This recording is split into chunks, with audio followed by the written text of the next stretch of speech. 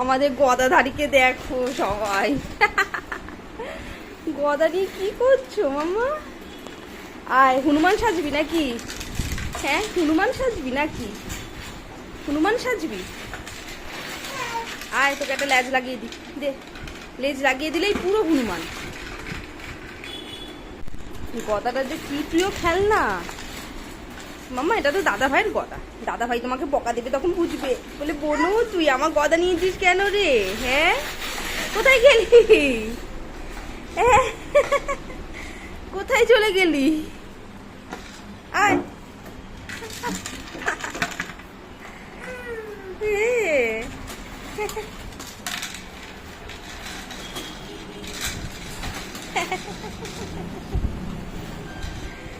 প্রিয় খেলনা গদা বাবা।